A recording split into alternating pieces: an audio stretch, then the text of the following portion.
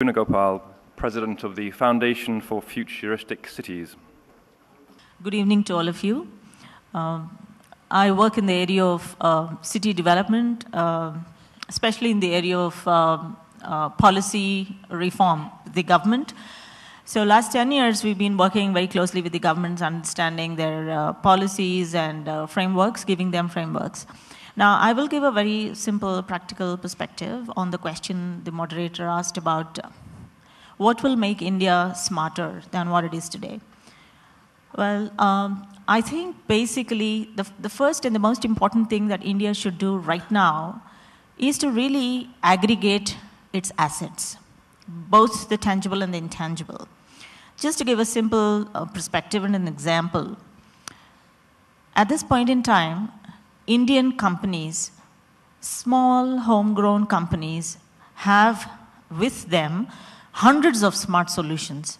But these solutions are primarily restricted to their own companies and very few communities are using them. I think this is a time that a lot of strength has to be given to them to be able to scale out to other places. There's another, talking exactly on similar lines, there are so many innovations that are that have taken birth in the communities in India. They are absolutely buried in the communities' backyards. They have to be pulled out and they have to be given life and they have to be scaled out to other places. Most of the Indian professional bodies I've seen, I mean, we have thousands of them, keep meeting periodically and they have created enormous amount of intellectual property. But that is again not being utilized by India. I'll give a simple example. I come from a city called Hyderabad, one of the southern cities. And we have this bunch of very young developers, software developers, who got together and just tutored themselves and learned big data analytics. And they are today working on technologies and tools like Hadoop. And they formed a small user group amongst themselves. And today, what we find is this Hadoop user group of Hyderabad, which they call themselves as HUG, is growing exponentially and has become one of the largest user groups in the world. Now, what they're churning out can actually be applied in a generic fashion to India, not only India, but any part of the world. I think that's the time, again, to aggregate those assets created by India and to take them out. The last and the most important thing is also to look at the human capital assets. Some thousands of intellectuals India has. Unfortunately, India doesn't recognize them. India doesn't really capitalize on the brilliance of those minds just tucked away in some remote corner of either rural India or some small part of a city as well. A case in point, my friends, is the Nobel Prize won by Kailash Satyarthi today.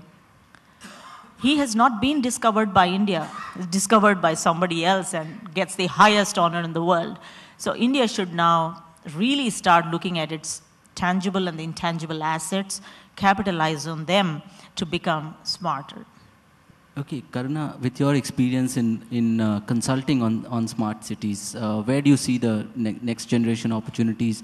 Before that, I would also like to ask you, which is something that has always bothered me, is whether when you make and create and consult and plan smart cities, do you do them greenfield or do you do them brownfield? What is it that makes sense more than the other? I think the idea of a smart city has caught the imagination of the world. There are more than, I think, 3,000 projects all around the world. India has also succumbed to that charm of smart cities, and the Prime Minister has announced 100 smart cities. So obviously there is this great aspiration to have smart cities in India. Typically when we talk smart cities, there are two ways to get there. One is to have mint fresh new cities built ground up. That's one side. You know, that's how we can get smart cities. On the other hand, we can get smart cities by retrofitting the existing cities and making them smart. The first option of really creating new cities is very exciting because you start afresh and there's a lot of opportunity. You design a city that you love, etc. But it's also, unfortunately, in a country like India, it's very, very expensive to really look at new cities. In fact, we are advising Government of India on this, and we've had several brainstorming sessions, and now we are kind of going in for a via media, where we will look at a few new cities built ground up. But the main intention is to turn the existing cities and retrofit them and make them smart.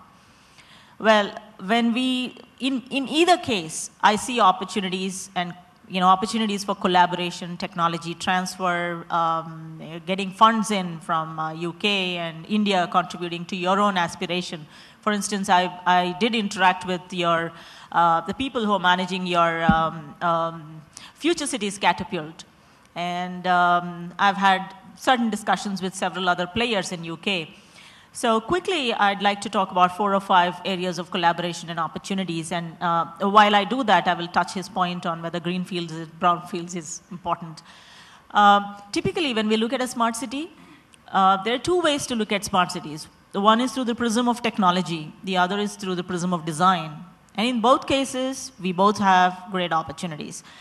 When you see a smart city through the prism of technology, what are we looking at? We are basically talking about, let's take transportation. We are talking about simple things like sensors, actuators, geolocation devices, and a video wall for a control and command center.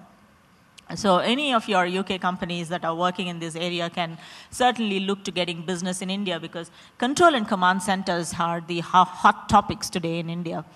Well, they not only need the physical infrastructure, but there's a huge amount of data crunching ability, because the entire information is coming real time, and there could be a lot of requirement for people who can crunch terabytes and petabytes of data. So there's the opportunity there. And similarly, India is now looking at multimodal transportation. So multimodal, integrated, intelligent transportation. So obviously there's opportunity for any transportation players. Well, the second area that I see is in the area of built environment. Smart buildings. What we are given to understand is that UK has surged ahead in smart buildings, but the smart grids are not moving as quickly as smart buildings in UK. That's why there are buildings that are smart, intelligent, who are energy efficient, who actually have surplus energy that they have to give back to the grid, but they're not able to connect there. So obviously, we might want to know easier ways to really make our buildings smarter. India can certainly take that advantage there. Well, another important and interesting area that I perhaps touched upon several times is big data analytics. India is exploring big data analytics in several areas other than retail, which is for commercial use, healthcare. There's enormous amount of opportunity. Then we're looking at crime analytics. In fact, a bunch of my own experts crunched terabytes of data and actually found the digital footprint of criminals and terrorists. There's a huge amount of opportunity. If you have crunching abilities, then let's kind of share knowledge on that. Then importantly, India has now thrown open its data, public data. So we have a huge opportunity for the apps that my colleague here was talking about. London has set a precedent there, I know. London has something called London Data Store. Your public data is put up there so that people can actually use the data and build applications. So India is following suit. And if you have something to teach us, yes, by all means, we are here to learn. Then it's not only that, what else? Well, okay, maybe we could... There's one very important thing that I'd like to talk about here is capacity building. We have the aspiration to build smart cities, but I think capacities are really, really limited.